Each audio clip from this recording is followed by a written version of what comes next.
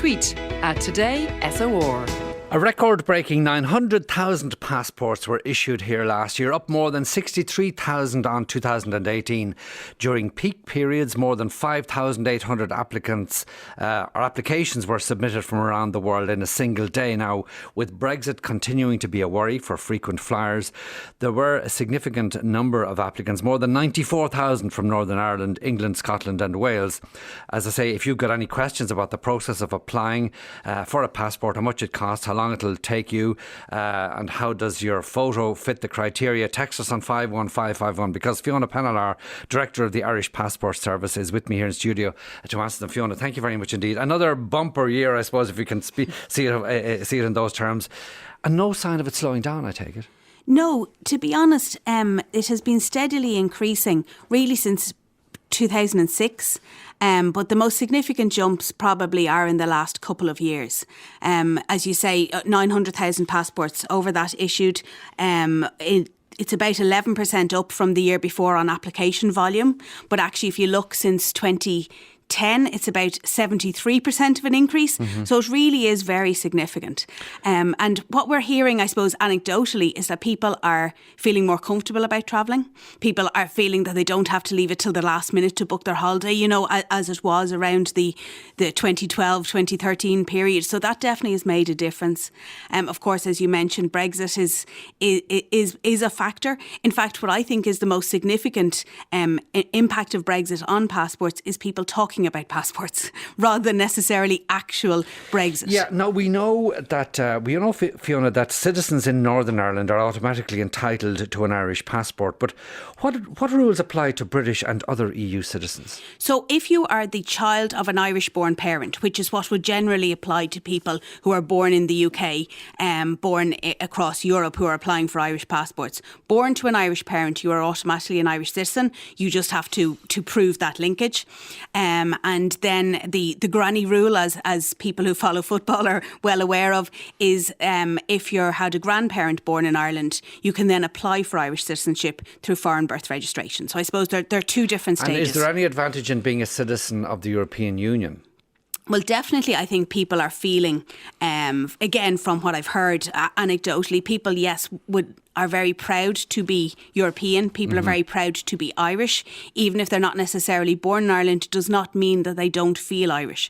So we do have quite a significant number of people abroad who apply for Irish passports. You launched a new service in November for people applying for their passport for the first time. They can now do it online. Explain how that works, and has there been a big uptake? So first of all, I'd say yes, absolutely. Our online process has had a really significant uptake. We launched it a couple of years ago initially for renewals, and then, as you say, we've moved now that so both adults and children, whether they're first time applicants or renewing their passport, can all apply online. The first few days of January, we've had an 80% of all applications have been online. I'm not expecting that pattern to continue for the year, but 2019 was about 50-50, and I would expect this year that about 60% of all applications will be online. People applying online, they can take their photos at home, but no selfies are allowed. So how can somebody submitting an application ensure the picture is appropriate and meets your requirements? Yes, so we're very clear, no selfies. You have to have a 6-foot long arm to be able to take a selfie that's suitable for a passport application. So that won't work. So what we do is, yes, there's a couple of ways to take the photos, as you say. For people who are a little bit worried about technology and online, I would advise them not to take the photo at home. I would say to them, either go to a photo booth where you get a code that you can enter, which is very simple. Go to your local pharmacy, go to your local photographer, and they will be able to either give you a code or give you a USB key that you can upload it with. But as you said, people can take it online. The vast majority of people do. And the reason they're comfortable doing that is that before the application ever gets to us, I suppose it goes through a check. So you know immediately if your photo hasn't worked. The reasons generally they don't upload immediately is because of the background. The amount of pebble dash walls there are in Ireland amazes me. I hadn't realised it at all. Not a good idea. No, it doesn't. It has to be a plain, clear background. You can take it in the shower, absolutely, but I don't want to see the shower head, and I'd prefer not to know whether you have your clothes on or not, to be perfectly honest. The same on the sheets of a bed. A white sheet is a good idea, but no creases, clear, white, ideally. What about curtains that are kind of, they have them pulled together, they're tightened at the top, obviously, and then that reflects itself down along. Yeah, and once there's no line, that is fine, but it just has to look like a plain background. Now, you see, the last time I renewed my passport, I got pictures taken, and then I went to the Garda station and got them stamped, whatever it was, in the application. Now, how does that all fit in with doing everything online? So when you're renewing your passport, to be honest, you've had a number of passports. The passport service doesn't need to get a guard to witness that you're the same person, because we have a number of different ways. We've technology, we've human intervention to be able to verify you're the same person. So we take that away from the Garda station. If you're a first-time applicant, however, we do need the verification that you are the person. So what happens is you apply online, and for anyone familiar with shopping online, as I am very familiar, when you're returning goods, you print out a couple of pages. It's very kind of similar. You print out an identification page, and that is then witnessed by a guard.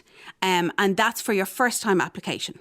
But for a renewal, as I say, we know who you are. So when you print out that page, and you've got to be it's to be certified by a Garda, and is it then posted? Exactly. And again, like with the shopping situation, you get a label to put on the front of your envelope, which has a free post, it has the address, it has your application number. You just literally drop that in any post box.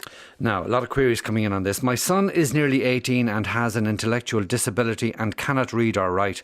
When applying for his new passport, do both his parents have to sign the forms, or can one parent sign? I'm a divorced parent. So the crucial part there is my son is nearly 18. He's not 18. So for any child under the age of 18, both parents must give consent if they are both guardians.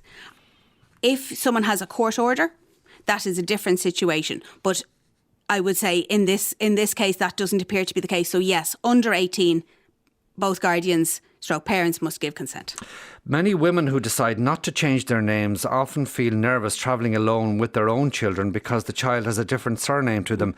Many people are advised to travel with the child's birth cert. Is there a better way for that system to operate?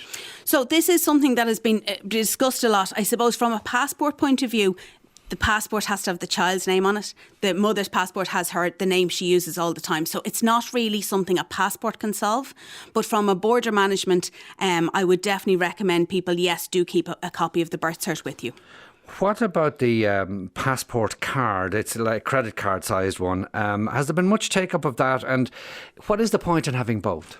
So for those people who are travelling frequently, for people who use passport for things other than travel, so for using a passport as identification, if you're lucky enough to need one when you're going to a pub or nightclub, it can be much better to have a credit card size passport in your wallet rather than having your passport in your back pocket and losing it. So I would recommend it. Yeah, but there have been some teething issues with it, haven't there? I mean, Aer Lingus still not accepting the passport card for online check-ins, despite that Ryanair allow it to be used for their online service. Have you had any feedback from the airlines, or is that something that you have a role in? Yes, so we have ongoing discussions, as you say. Yes, Ryanair, absolutely, you can enter it in. With Aer Lingus, there seems to be a slight anomaly in the system that you can use it for travel. However, for the recorded passport that you have, they use a passport book. So there's a slight discrepancy there, and we have had a number of discussions with them, and I do believe it's something that will be resolved. Another few quick queries. What is the cost for over 70s, and if I apply today, how long will it take?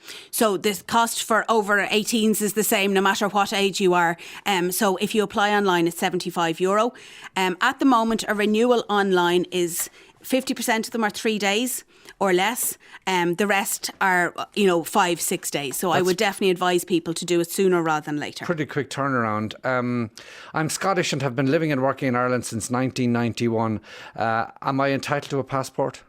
So you first of all have to become an Irish citizen, because only Irish citizens are entitled to an Irish passport.